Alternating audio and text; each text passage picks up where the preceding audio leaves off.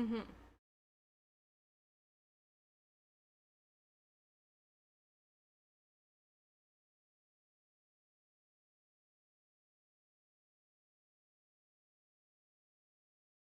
Yeah.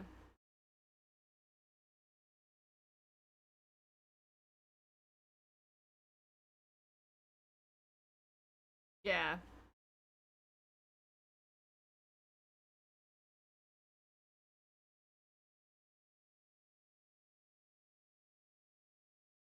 Please stop. Yeah. Yeah. Yeah, yeah. Yeah, that's true. That's true. Yeah, one yeah. So one of the things that you see sort of, and then so like we have like the Manosphere documentary, obviously we were talking about that Louis Theroux did, and you see it there, you see it in Jordan Peterson, all this stuff is like one of the things that always stands out to me is the moment you mention like Darwinism as a function of like popular culture, I'm like, you're grifting so hard right now because that shit like so this is a oh girl, I'm too plugged in. Yeah, I mean, it's like it's like classic like men are supposed to be warriors and they're supposed to spread their seed and then like women are supposed to be the submissive nurturers, blah blah blah blah blah. Yes. Yes. Yes.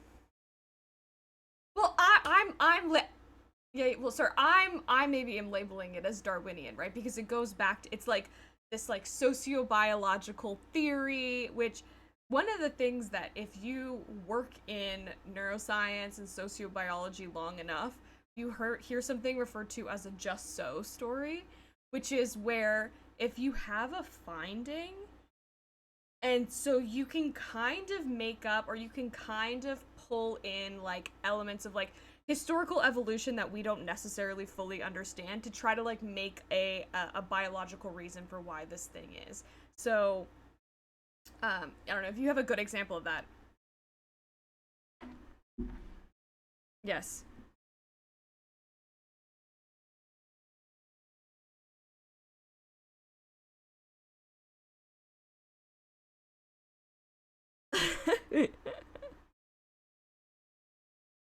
Yeah.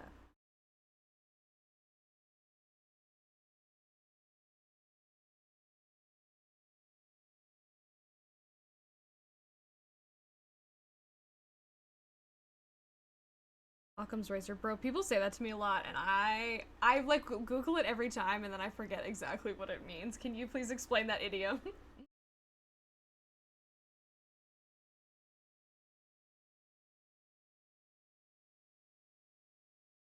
Got it. It's yeah okay. Yeah.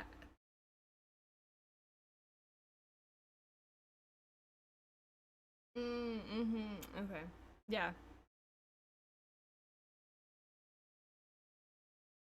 Yeah. I'm trying to think of like a what a good what a good example of like a just so would.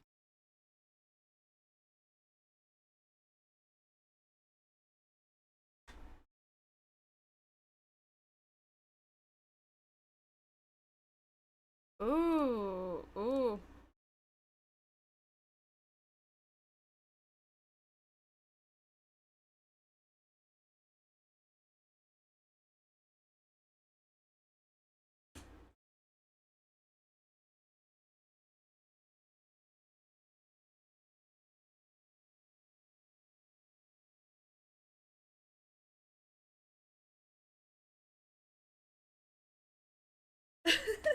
I yeah, yeah, I appreciate that. And I think that like that is like a piece of like this bit this manosphere sort of building that is has created this house of cards, if I may say that, that we are relying on sort of individual points of truth, but it doesn't all mesh together, right? So what you're saying about loneliness and that yeah, men are more likely to have suicidal ideation. They are more likely to have a lot of like significant mental health issues and they're not well addressed, right? Because toxic masculinity exists and men like often like push down their emotions and don't discuss them.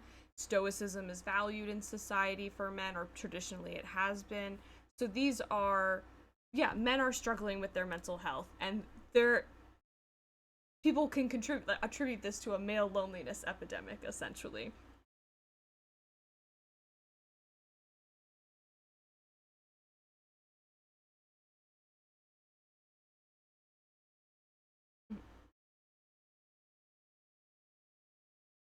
Hmm.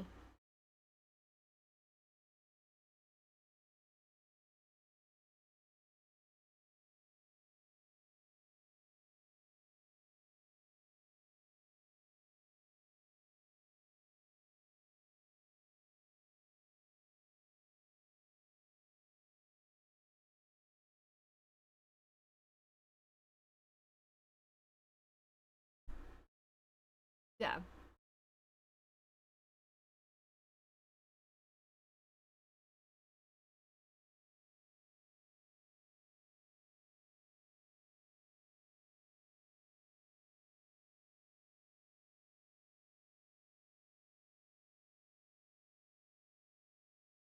Yeah. I was gonna say, I think women are more likely to have anxiety, and I believe men are more likely to have depressive symptoms. And I think like those can be two sides of the same coin, right? And it's just that like women's negative emotions manifest in this way more likely, and because anxiety and depression are obviously very similar, and men's manifest in this other way, right? So,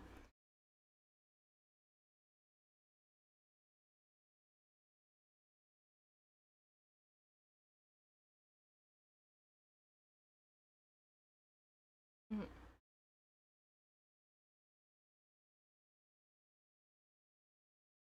differently, yeah.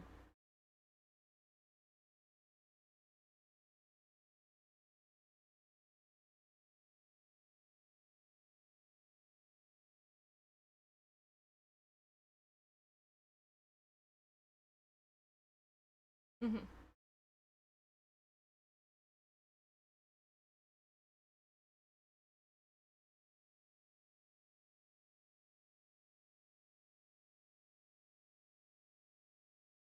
Yeah.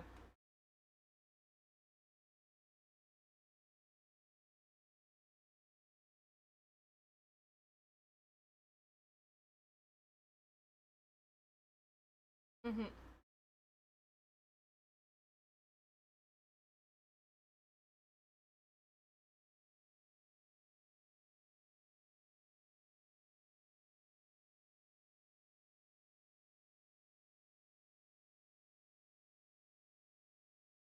Yeah.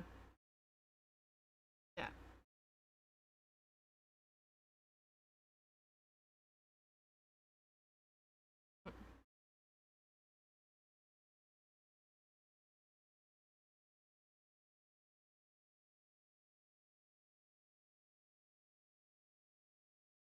There's a sort of a psychology term that um sort of summarizes how like female stress coping. It's like bonding. It's something togetherness. I can't remember exactly what it is now, but it is backed by science that women are more likely to use sort of social bonding to cope with stress.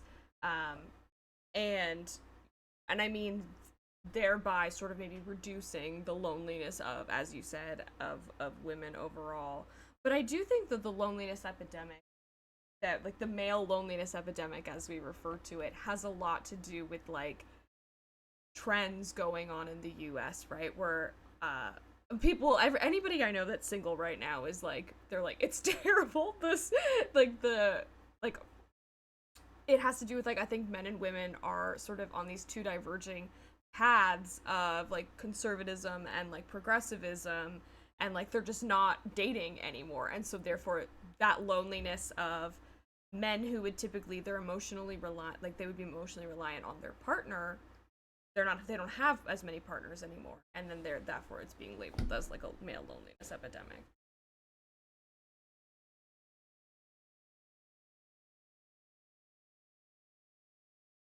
Hmm.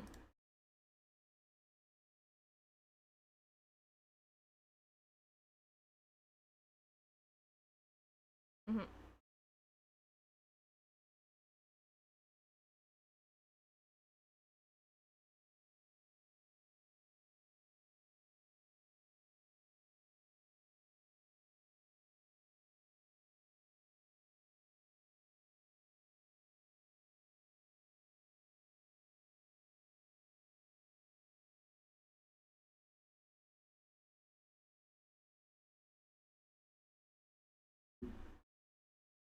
Yeah.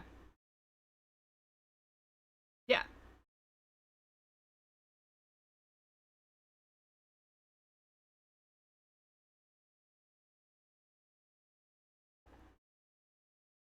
Mhm.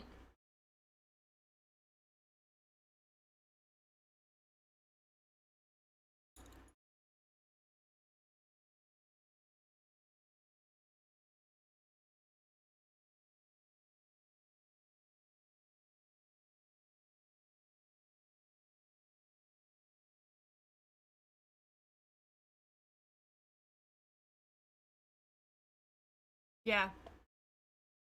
Yeah, super fair.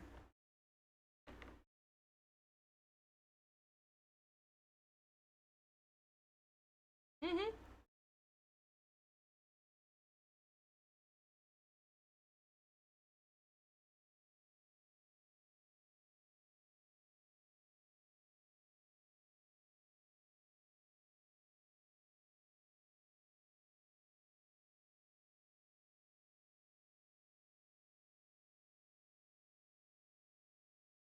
Yeah, I mean, I think that's part of sort of this manosphere like indoctrination and this rhetoric though that is derived from it is that women are objectified, right? And so if you don't see a woman as another human being who you can be just be friends with, as opposed to somebody who is, you're sexually interested in or romantically interested in, whatever, then yeah, of course, like you're not going to rely on them as like a friend or an emotional like outlet, like friendly outlet. Yeah.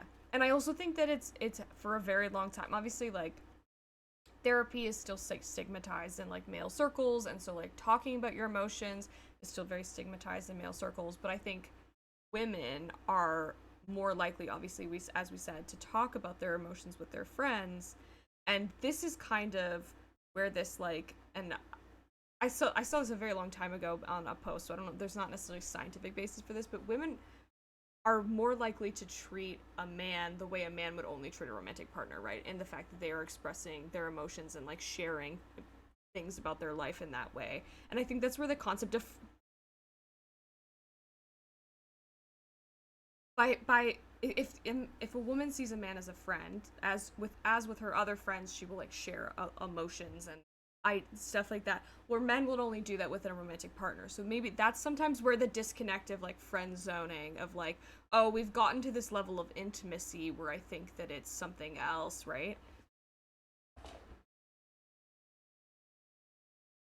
Yeah.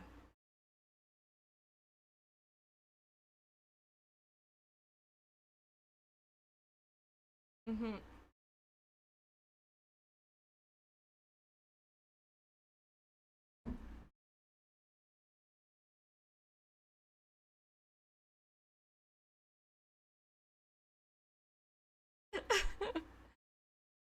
Yeah.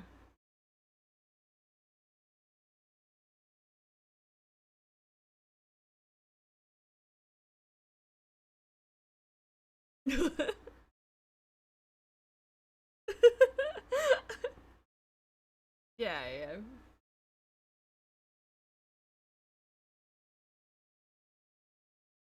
Yes. Yes, yeah. Yeah, no, 100%. Like it's yeah, we would like to think that we've moved the needle. I don't think we've moved the needle as much as we were.